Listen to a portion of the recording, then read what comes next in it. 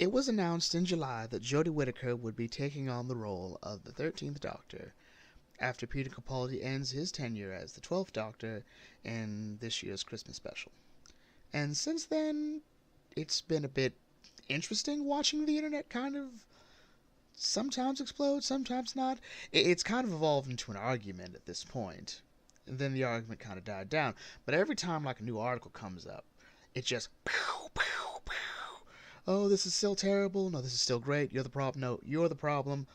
And every now and then I keep wondering, how did we get here?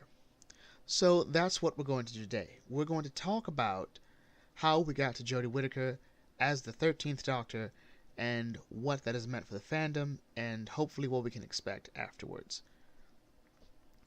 So this all started with one question.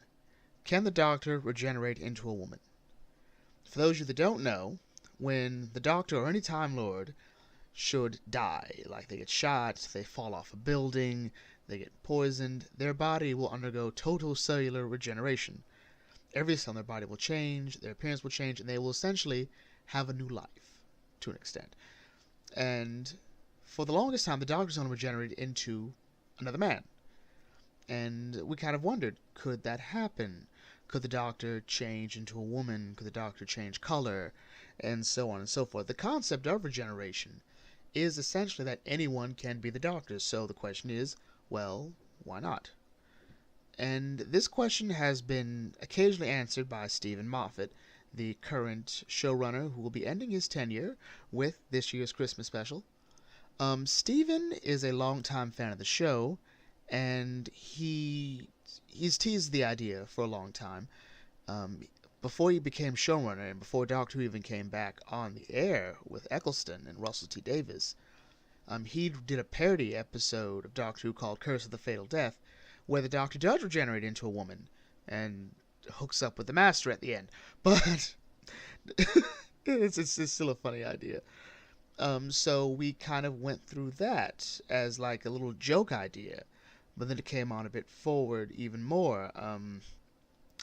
The question is, when do we get like little hints of, and this actually is, again, with Stephen Moffat. He sort of teased the idea as a little joke when the 10th Doctor regenerated into the 11th Doctor, and the 11th Doctor thought he was a girl. He would go even further with introducing the character verbally, the Corsair, a Time Lord that was one of the Doctor's best friends. The Doctor would mention a tattoo that the Corsair had, and like the Corsair would always keep that tattoo on him, no matter what incarnation he was in or she was in.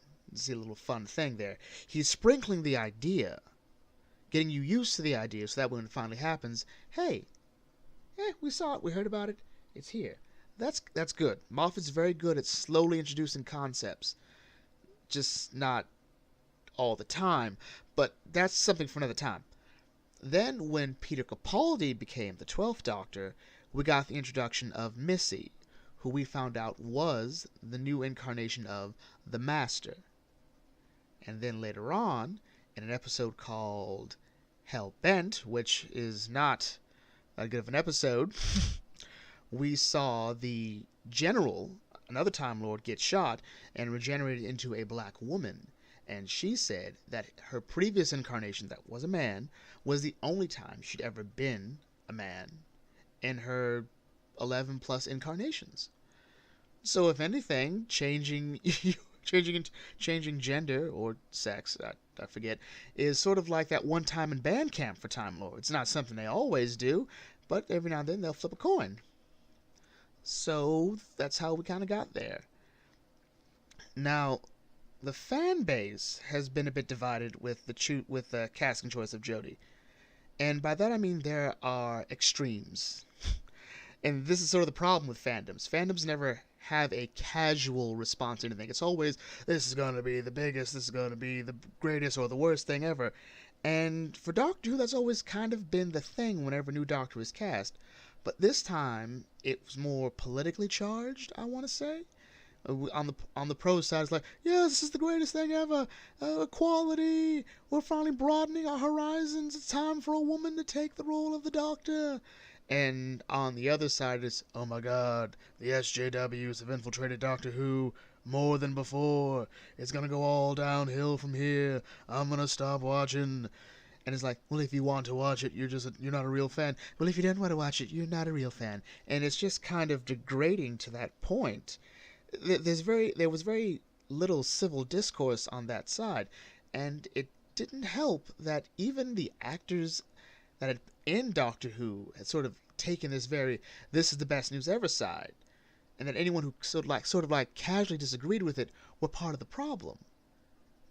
Peter Davison, who played the Fifth Doctor, had already spoken out against the idea of the Doctor becoming a woman, and he just said it shouldn't happen. He wasn't against the idea, but he had the idea of saying, hey, let's just introduce more female Time Lords and just go from there. And when Jodie was cast, he said, well, you know what? Good to Jodie. Wish her best of luck. But I do feel like this is the loss of a great male role model for boys. And Colin Baker, who played the Sixth Doctor, kind of didn't really bite back, but he had a counter argument to that. Well, no, Peter, it's the girl's turn to get their hero. And Colin's been kind of like not the head of it, but he was very adamant, or joyous even, to sort of support Jodie. Like he gave the great quote, well, she's the Doctor whether you like it or not, and that even if we lose some fans, we'll gain more fans back at the end of it. And Peter Davison had almost been booed off of Twitter for a day. That's how bad it got for his statement. His statement wasn't even that bad. He was never against the idea of Jodie. He wasn't against the idea of a female taking the role. He just didn't think it was a good idea. And there's also this idea that on the pro side, that, well, Doctor Who's always been about change. Why don't you like it? And on the other side, there's no real argument to that, other than the fact that they don't believe Jodie and this idea is appropriate for Doctor Who because it feels not so much of a meritocracy, as in Jodie outdid all the other candidates, or that anyone saw an audition tape that said, this is who we want.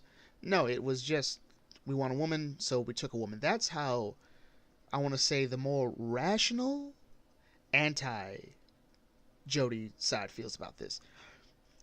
And it's a bit weird. It really is. Honestly, the concept of change in Doctor Who is relevant. So a female becoming the Doctor is not impossible. As a matter of fact, it was inevitable. It was inevitable. But I think we're also forgetting that this could fail. Not because Jodie is a woman, not because all non-fans of this are horribly sexist and whatnot, but because it's just the nature of things. Let's take a moment and realize this about Doctor Who. Every change ever made could have ended the show. Alright? When Patrick Troughton became the second Doctor, it could have horribly failed. Why did it work? Patrick Troughton's a great actor. The scripts were good.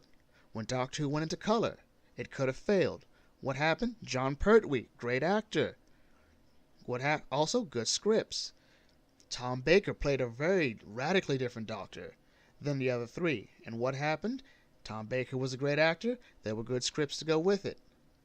Colin Baker. Now he's the Sixth Doctor. This was a slightly big change here. And what happened was, he was a great actor. Colin Baker is a great Doctor. If you haven't seen him on Big Finish, you haven't really grasped what Colin Baker can do, in my opinion. But what happened? Really bad scripts when he was on TV. His run was kind of the beginning of the end, and that was a product of the bad scripts and bad management from the BBC. So again, this could all fail, and it could be no one's fault but the people who really do control this, which is the showrunner and the BBC. Which brings us to Chris Chibnall. Chris Chibnall is our new showrunner coming on, and he's written a few episodes for Doctor Who. He's written 42. He's written one of my favorite stories, which is The Hungry Earth with the Silurians, and he wrote The Power of Three and Dinosaurs on a Spaceship. I think he wrote another one, but it doesn't matter. When Chris came on, he gave us the impression that he was going to do a legitimate casting like the old style. We're going to bring in a couple of people, they're going to show us what they got, and then we'll pick from there. Then Jodie Whittaker was announced as the Doctor. We recently found out that Jodie didn't audition.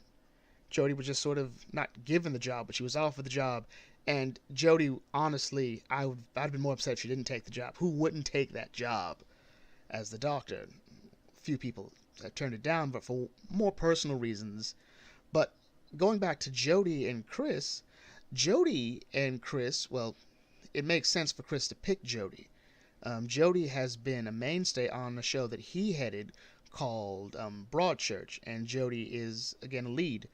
So it makes sense for Chris to be picked by the BBC because Chris is a big name for them. He's worked with them. He knows how they know each other. And that's what big studios want to do. They want to pick someone they know, someone they can work with. And Chris did the same thing with Jodie. He knew Jodie, knew he could work with Jodie. Jodie's a good actor, so Jodie was offered the role. And that's really all that matters at the end of it.